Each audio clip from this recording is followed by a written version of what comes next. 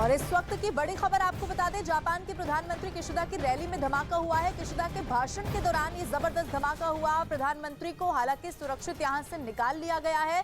Kishida को सुरक्षित जगह पर पहुंचा दिया गया है। ये गनीमत यहां पर रही है। एक संदिग्ध बताया जा रहा है ऐसा, जिसे हिरासत में ले लिया गया है। ये बड़ी खबर आपको बता रहे हैं। एक बार फिर से सवाल उठे हैं कि आखिर क्यों इंतजाम वहां पर ऐसे नहीं थे, सुरक्षा वहां पर पुख्ता तरीके से क्यों नहीं थी, क्योंकि प्रधानमंत्री की रैली यहां पर प्रस्तावित थी। लेकिन एक बार फिर से यहां पर सुरक्षा में चूक कैसे देखने को मिलती है। अगर इतना जो सुरक्षा का डिप्लॉयमेंट था तो फिर कैसे यहां पर ये धमाका हो गया। तस्वीरें देखिए, उस वक्त की जो तस्वीर सामने आई है वो भी इस वक्त आपकी टीवी स्क्रीन पर हम आपको दिखा रहे हैं। ये तस्वीर है जब रैली के बाद जो सुरक्षा कर्मी है वो सुरक्षित स्थान पर ले जाते हुए प्रधानमंत्री को आपको तस्वीरों में नजर आएंगे। जद्दोजहद उनको जरूर यहाँ पर करनी पड़ी, क्योंकि वो ये जानते थे कि अगर एक बार फिर से कुछ ऐसा हो जाए, क्योंकि हो सकता है कि वो संदिग्ध अभी भी यहीं कहीं मौजूद हो या फिर कोई और लोग हो जो एक बार फिर से हमला करने की कोशिश करे। इसीलिए बहुत सावधानी से प्रधानमंत्री को यहाँ से सुरक्षित निकाल लिया गया। गनीमत ये रही, जो जानकारी हमारे सहयोगी नीरज दे रहे थे, कि किसी को भी कोई नुकसान वहां पर नहीं हुआ है, क्योंकि जो बम फेंका गया टारगेट प्रधानमंत्री को जरूर किया गया, लेकिन वो कुछ दूरी पर जाकर गिरा, जिससे कि ना प्रधानमंत्री को कोई नुकसान हुआ, ना आसपास किसी और को किसी तरीके का कोई नुकसान रहा है। ये गनीमत रही है। ये तस्वीरें आपकी टीवी स्क्रीन पर हम आपको दिखा रहे हैं। नीरज ज्यादा जानकारी के साथ फोन लाइन पर मेरे साथ जुड़ गए। नीरज, एक बार फिर से सवाल वही है कि जब ये रैली पहले से प्रस्तावित थी तो फिर इतनी बड़ी चूक यहाँ पर सुरक्षा में कैसे हो सकती है? देखिए, रिपोर्ट सारी और जो विजुअल्स आप दिखा रहे हैं, जस्ट भाषण शुरू करने से ठीक पहले ब्लास्ट हुआ है और एक पाइपलाइन ऑब्जेक्ट फेंका गया, स्मोक बम फेंके जाने की खबर है और वो कुछ दूरी पर नहीं, थोड़ा नजदीक ही गिरा जहां जापान के प्रधानमंत्री मौजूद थे, लेकिन उन तक नहीं पहुंचा था। और इस बीच पुलिस जो है वहां तमाम लोगों को वहां से हटाती है और एक व्यक्ति को जो पकड़ा गया है उस बारे में अब जानकारी जुटाने में पुलिस जुटी हुई है। लेकिन सवाल यही उठता है, थोड़ी देर पहले आपने जिक्र किया कि जब बाई इलेक्शन में पॉलिटिकल इवेंट की तैयारियां मौजूद होती है तो ऐसे लोग प्रवेश कैसे कर जाते हैं। शिंजो आबे के मामले में देखा होगा, वो एक इवेंट को संबोधित कर रहे थे, इसी तरह का भाषण दे रहे थे और एक व्यक्ति आता है, उन पर हमला कर देता है और अब वो इस दुनिया में नहीं है। लेकिन फुमियो किशिदा के मामले में, जो कि जापान के मौजूदा प्रधानमंत्री, अगर उन पर इस तरह का हमला होता है या उनके इवेंट के आसपास इस तरह का हमला होता है तो अपने आप में जापान की सुरक्षा व्यवस्था पर बड़ा सवाल। और तस्वीरें देख रही हैं किस तरह के हालात है, तुरंत हड़कंप मच गया, लोग इधर से उधर निकलने लगे जो लोग पहुंचे हुए थे। और हालांकि जापान के पीएम को वहां से निकाला गया। लोगों को शुरुआती तौर पे कुछ समझ में नहीं आया कि क्या कुछ हो रहा है इस घटना के बाद, क्योंकि आवाज सुनी गई धमाके की और धमाके की आवाज सुनने के बाद ये लगा कई धमाकों की खबर है और धमाके की आवाज सुनने के बाद तुरंत जापान के प्रधानमंत्री को निकाला गया और न सिर्फ जापान के प्रधानमंत्री को, वहां मौजूद बाकी लोगों को भी वहां से हटाया पुलिस ने। और तस्वीरें इस वक्त जो न्यूज 18 इंडिया पे दर्शक देख रहे हैं, एक व्यक्ति को पकड़ने की आपने जो देखा कि जो पुलिस कर्मी है वहां, सुरक्षा कर्मी है, वहां से कुछ लोगों को हटाते हुए एक व्यक्ति को पकड़ते हुए ऐसी भी तस्वीरें सामने आई है। और जो पूरा इवेंट स्थल था बहुत बड़ा दिख रहा है, बहुत छोटा सा नहीं है कि जापान के प्रधानमंत्री पहुंचते हैं और छोटे इवेंट में पहुंचते हैं, लेकिन ये बड़ा सा इलाका भी, जो इवेंट स्थल है, इवेंट का वेन्यू है, वो बड़ा दिख रहा है। और यहाँ एक व्यक्ति को पुलिस को पकड़ते हुए सफेद कपड़े में और काले कपड़े में आप देख सकते हैं। तो पकड़ तो लिया गया है, मकसद क्या था? जाहिर सी बात है, अगर आप इस तरह के इवेंट में पहुंचते हैं तो मकसद आपका प्रधानमंत्री फुमियो किशिदा कि प्रधानमंत्री यहाँ पर सुरक्षित रह गए, क्योंकि जो हमलावर, जो संदिग्ध जिसे हिरासत में लिया गया है, ये तो एक संदिग्ध है जिसे हिरासत में ले लिया गया, ये तो अभी तक जानकारी नहीं है कि और कितने लोग उनके साथ वहां पर शामिल होंगे जिन्हें अभी हो सकता है आने वाले समय में हिरासत में ले लिया जाए, जानकारी मिल जाए। लेकिन हूबहू ऐसा ही आपने भी बताया कि पूर्व प्रधानमंत्री भाषण दे रहे थे और उस वक्त हुआ। अगर हूबहू ऐसा हुआ है तो उसके बाद भी क्या यहाँ पर सीख नहीं ली गई? क्या यहाँ पर सुरक्षा को और पुख्ता नहीं करना चाहिए था?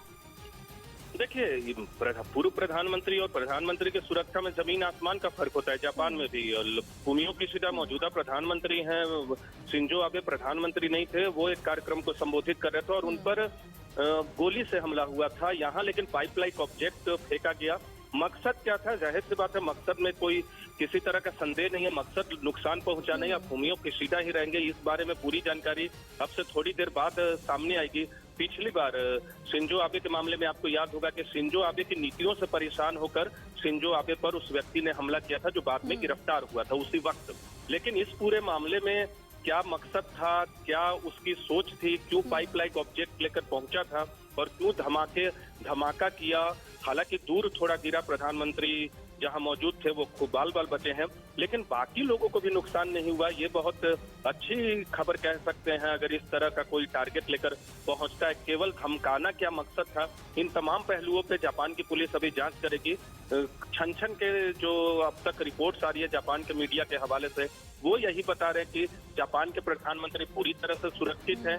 जो कार्यक्रम था वो पूरा नहीं हुआ, जो पाइपलाइन ऑब्जेक्ट फेंकने वाला था उस व्यक्ति को पकड़ा गया है। और अभी ये भी जानकारी सामने आई थी कि वही व्यक्ति को पकड़ा गया है ना जिसने ऑब्जेक्ट को फेंका गया, क्योंकि जिस तरह से पुलिस उसको घर दबोचने वाली तस्वीरें सामने आई हैं उसमें तो ऐसा महसूस हो रहा है कि उसी व्यक्ति को पुलिस ने पकड़ा है। क्या मतलब था, ये जानकारी अब से थोड़ी देर बाद पहुंचेगी। बाई इलेक्शन में प्रचार करने पहुंचे थे और वो प्रचार कह सकते हैं कि अधूरा छोड़कर ही जापान के प्रधानमंत्री को वहां से हटाया गया। बिल्कुल नीरज, और आपने कहा कि पूर्व प्रधानमंत्री और मौजूदा प्रधानमंत्री की सुरक्षा में जमीन आसमान का फर्क होता है और यही कारण था कि पूर्व प्रधानमंत्री तक जो वो हमलावर था वो पहुंच गया और वो अब इस दुनिया में नहीं है। लेकिन मौजूदा प्रधानमंत्री जो इतने सख्त सुरक्षा के दायरे में हमेशा रहते हैं, हमेशा उनके चारों तरफ जवान रहते हैं उनकी सुरक्षा के लिए, और उसके बाद भी ऐसे इवेंट में ऐसे संदिग्ध का घुस जाना। हालांकि देखिए जब जांच पड़ताल आगे बढ़ेगी, जब अब संदिग्ध को हिरासत में लिया गया है, जब पूछताछ होगी तो क्या आखिर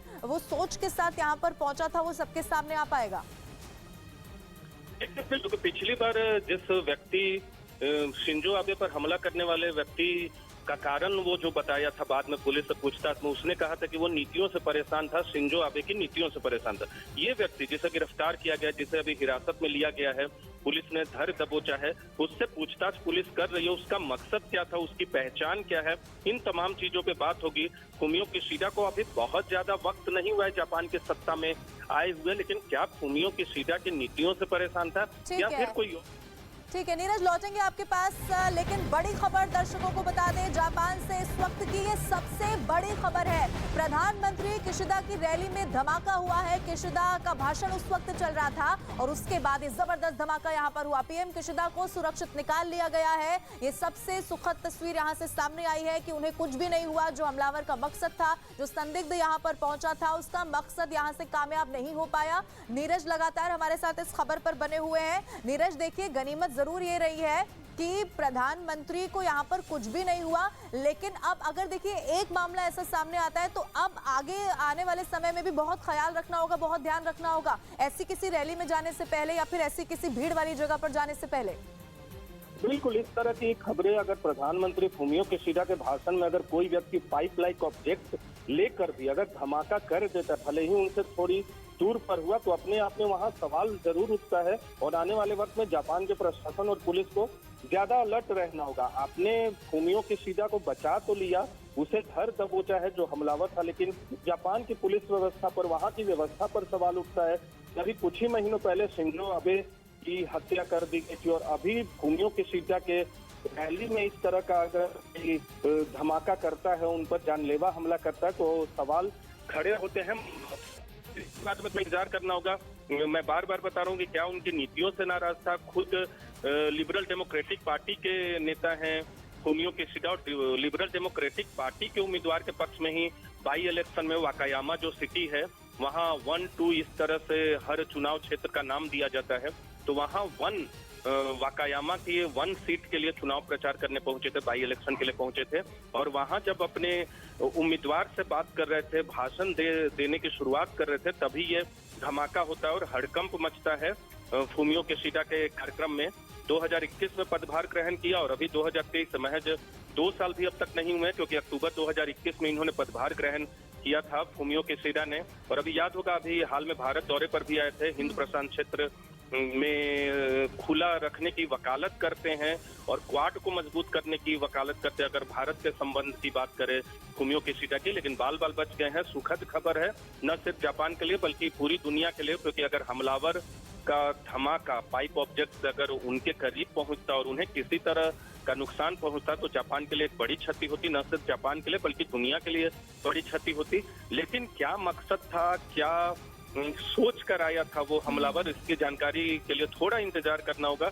क्योंकि उससे पुलिस ने धर दबोचा। अभी उससे पूछताछ करेंगे और ये जानकारी लेंगे कि आखिर क्या मकसद था उसका। ठीक है नीरज, बने रहिए हमारे साथ। दो तस्वीरें इस वक्त दर्शकों को टीवी स्क्रीन पर हम दिखा रहे हैं। पहली तस्वीर देखिए, आज की है 15 अप्रैल 2023 की। मौजूदा प्रधानमंत्री किशिदा जब रैली कर रहे थे, जब संबोधित वो कर रहे थे, तब देखिए कैसे उन पर हमला करने की कोशिश की गई। हालांकि बाल बाल वो बच गए। लेकिन दूसरी तस्वीर भी जरूर देखनी चाहिए। 8 जुलाई 2022 की तस्वीर है। पूर्व प्रधानमंत्री शिंजो आबे और हूबहू ऐसी तस्वीर सामने आई थी। उनका भी एक कार्यक्रम था, भीड़ वहां पर बहुत ज्यादा थी, हालांकि गोलियां वहां पर चल गई थी और उसके बाद देखिए उनकी मौत हो गई थी। इस दुनिया में अब वो नहीं रहे हैं। लेकिन दो तस्वीरें इस वक्त आपके टीवी स्क्रीन पर हम आपको दिखा रहे हैं। मौजूदा प्रधानमंत्री पर आज हमला और इससे पहले पूर्व प्रधानमंत्री पर भी इसी तरीके से हमला हो चुका है। नीरज का एक बार फिर से रुख करते हैं। नीरज, जो तस्वीर आज सामने आई उसमें अगर आपने एक तस्वीर देखी हो, कुछ सुरक्षाकर्मी आसपास एक व्यक्ति के नजर आ रहे हैं। क्या वो प्रधानमंत्री है जिनको सुरक्षित वहां से निकाला जा रहा है या फिर वो संदिग्ध व्यक्ति है जिसे हिरासत में लिया गया है, क्योंकि शक्ल वहां पर दिख नहीं रही है? नीरज देखिए, बिल्कुल एक तस्वीर ये है, वो तस्वीर टीवी स्क्रीन पर अभी मैं नहीं देख पा रहा हूँ, लेकिन एक तस्वीर में जो उसे पकड़ के पुलिस जो है कोने पर ले जाते हैं, उसमें तो वो हमलावर लग रहा है। क्योंकि जापान के प्राइम मिनिस्टर को उस तरह से आप घेरे में नहीं ले जा सकते। उनको आप घेर लेते हैं और एक साथ ले जाते हैं, वो सुरक्षा प्रोटोकॉल भी होता है। लेकिन एक तस्वीर जो सफेद पोशाक में 2-3 पुलिसकर्मी दिख रहे हैं, इसके अलावा ब्लैक पोशाक में कुछ पुलिसकर्मी, सुरक्षा कर्मी दिख रहे हैं, उसमें वो हमलावर को पकड़ा है, जो हमलावर को नीचे भी दिख रहा है। उसे घसीटते हुए तो नहीं कहेंगे, लेकिन वो जमीन पे है। इन्हें आराम से निकाला गया है क्योंकि ये मंच पर मौजूद थे और इन्हें आराम से निकाला गया है। तो जापान के प्रधानमंत्री कौन सी तस्वीर चल रही है वो अभी बताना मेरे लिए थोड़ा सा मुश्किल होगा। लेकिन हाँ, एक तस्वीर जो हमने देखी है थोड़ी देर पहले, उसमें वो हमलावर को पकड़ के ले जा रहे हैं। जापान के प्रधानमंत्री नीरज लौटेंगे आपके पास। जनक दवे भी मेरे साथ फोन लाइन पर जुड़ गए हैं। जनक, अभी तक क्या कोई और जानकारी वहां से मिल पाई है कि क्या जो संदिग्ध हिरासत में लिया गया है, कुछ और पता चल पाया हो? क्या मकसद था, क्या सोच के साथ वो नुकसान पहुंचाने के लिए पहुंचा था प्रधानमंत्री को? देखिए रवीना, इसमें और अभी जानकारी हम जुटा रहे हैं। इस मामले में दरअसल आरोपी को पकड़ा गया है, उससे पूछताछ हो रही है। दरअसल पिछली वजह से अभी शिंजो पर जिस तरीके से हमला हुआ था, जो गन से हमला किया गया था पिछले साल जुलाई महीने में, बिल्कुल उसी अंदाज में इस बार हालांकि पाइप बम से हमला करने की जानकारी है कि जब किशिदा फुमियो जो पीएम है वो वहां पर वेस्टर्न जापान के जो पोर्ट पर, जिसका नाम सेकाजाकी पोर्ट है वकायामा में, वहां पर वो जब भाषण देने पहुंच ही रहे थे उसी समय पर ये धमाका हुआ। लोग भी वहां पर थे। तस्वीरों में आप जिस तरीके से देख रहे हैं कि कैसे उस समय हड़कंप मच जाता है जब अचानक से वहां पाइप बम फेंका जाता है। हालांकि पीएम पूरी तरह से सुरक्षित है, उनके जो सुरक्षा कर्मी थे उनको तुरंत सुरक्षा घेरे में लेते हुए सुरक्षित बाहर निकाल देते हैं। लेकिन जो बारीक चीज सुरक्षा कर्मी है वो तुरंत उस जो संदिग्ध जो दिख रहा है उसको वो पकड़ते हुए दिख रहा है। तो तस्वीरें भी साफ तौर पर जिस तरीके से अभी नीरज बता रहे थे कि वो तस्वीरों में भी साफ तौर पर आरोपी को पकड़ते हुए दिखा गया है। तो अब उसकी शिनाख्त हो रही है कि दरअसल वो माजरा क्या था, क्यों प्रधानमंत्री को ही टारगेट बनाया जा रहा है। पिछली बार भी जिस तरीके से पूर्व प्रधानमंत्री को हमला किया गया था, उसी अंदाज में इस बार भी प्रधानमंत्री को टारगेट करने के पीछे कौन सा ऐसा ग्रुप है या फिर ये इंडिविजुअल एक कोशिश है, इसकी अभी पड़ताल वहाँ के जो जानकारी मिल रही है उसके मुताबिक वहाँ अभी पूछताछ और बाकी सारी चीजें हो रही है। लेकिन जनक, इन सबके बीच में ये भी तो देखना होगा, देखिए जब वो भाषण देने की शुरुआत करते हैं उससे पहले इस तरीके से यहाँ पर जो बम है वो फेंक दिया जाता है। इसके अलावा आप देखिए ये समझ में आ रहा है कि सोची समझी साजिश थी। लेकिन इन सबके बीच में सवाल एक बार फिर से यही है कि इस तरीके की रैली में पूरी चेकिंग होती है। आप अगर कोई बैग लेकर आ रहे हैं तो उसकी भी चेकिंग होती है। आप दोनों का बहुत शुक्रिया हमारे साथ जुड़ने के लिए। कोई और अपडेट होगा तो एक बार फिर से आपका रुख करेंगे। और प्रयागराज में आज असद को सुपुर्द खाक कर दिया जाएगा। असद को कसारी मिसारी कब्रिस्तान में दफन किया जाएगा। असद का शव पुश्तैनी घर ना ले जाकर सीधे कब्रिस्तान लाया जा सकता है, ये बड़ी खबर है। बताया जा रहा है कि सुरक्षा कारणों के चलते ये बड़ा फैसला ले लिया गया है।